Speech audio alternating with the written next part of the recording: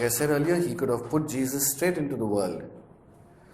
Yet many of us take time to understand why we need to go through Mary to Jesus. Why is it? And I too struggled with that for some time. Okay, now we're going to talk about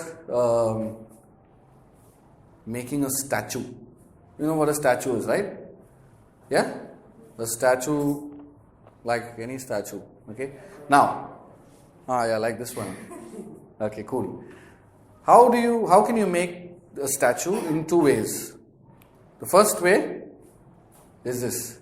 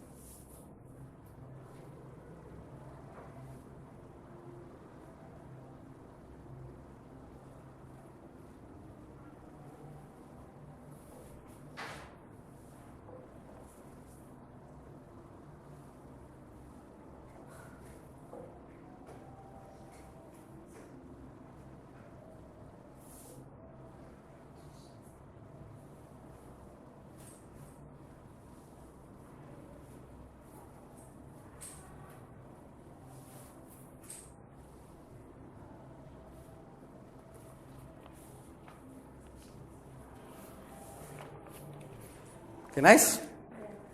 Okay, so now it's not exactly a statue and it's not very pretty, but you got the idea, right? You take a chisel, you take a hammer and you start, whatever, shaping it up or whatever. You need a lot of skill for that, correct? Yeah. Now there could be another way in which you could do something similar, and let's look at that now.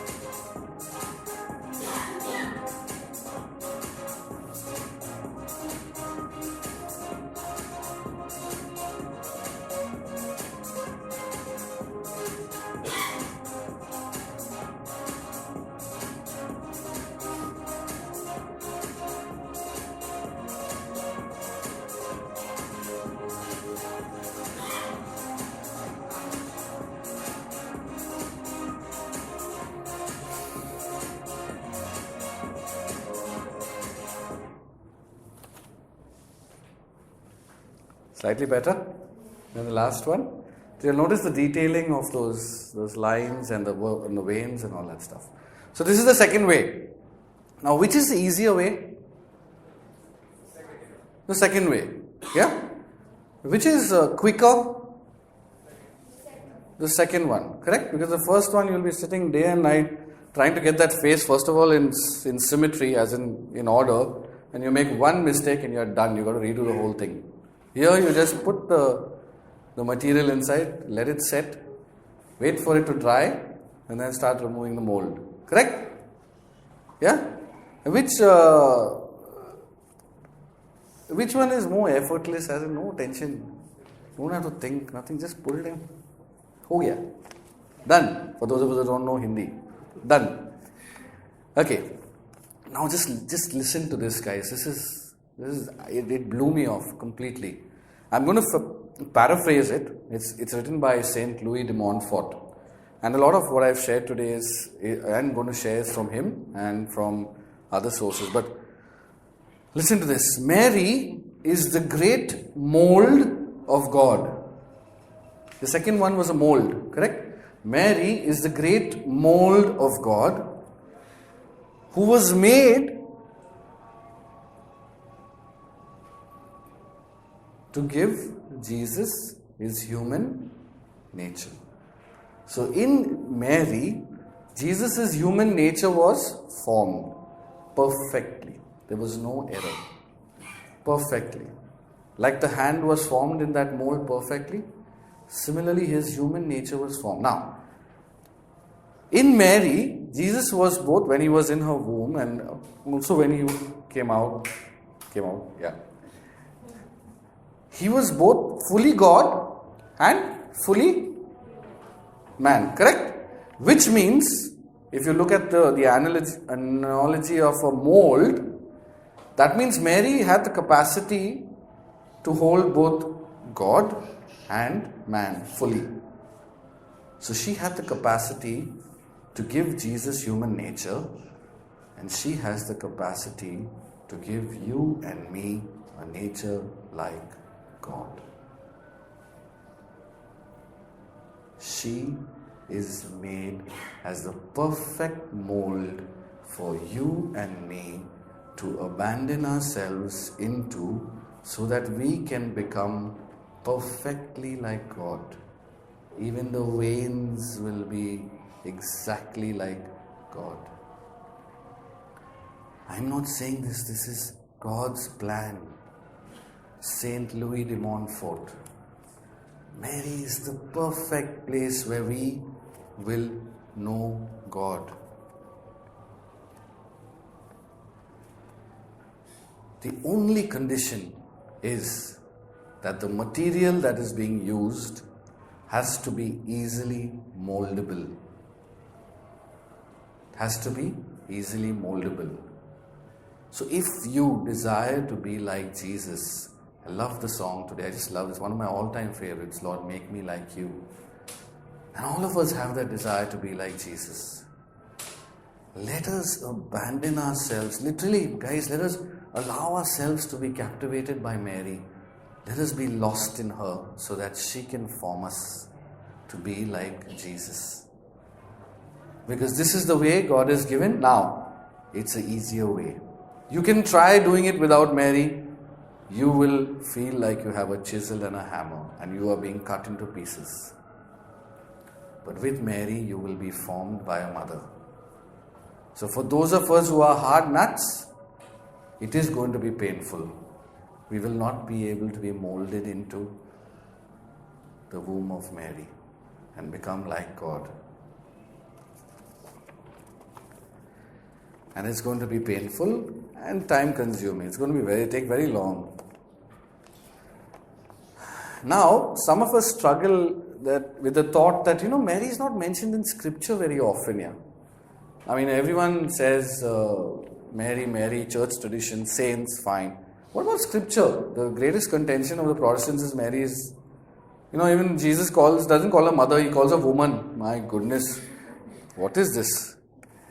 Anyways, I have a question for you all, and think about this question. You all have heard this line, and Mary pondered this in her heart. Correct? How did it come in the gospel? If Mary pondered it in her heart, how did it come in the gospel? She had to share it with Luke, Matthew, John, and all the disciples. So Mary, in a sense, there's a lot in scripture that Mary herself has given. Yeah? So a lot of scripture is there because of Mary. Otherwise it wouldn't be there. We wouldn't know about how Jesus was born. We wouldn't know that it was a manger and it was swaddling clothes and all that stuff. Right? We wouldn't know about what he said. Maybe, I don't know, but the wedding of Cana and stuff, and And the other time when the angel appeared to her, she was alone with the angel. No one else was there. How did Luke and Matthew know what was being said? And she pondered it in her heart. And that is scripture today. So Mary is there. She's very much there. But for the sake of us getting more technical, I'm going to take two instances about Mary actually being there. And the one, I just spoke about the one hymn of Jesus calling her woman. Yeah? Now, Pope Benedict XVI always told us, and he repeated it quite often, that we youngsters need to learn our faith much better than our parents, their generation. We need to get a little ahead of that because they kind of... So I'm going to take us through a little bit of scripture here, but it's for us to lift ourselves up a bit and move in that direction. Okay?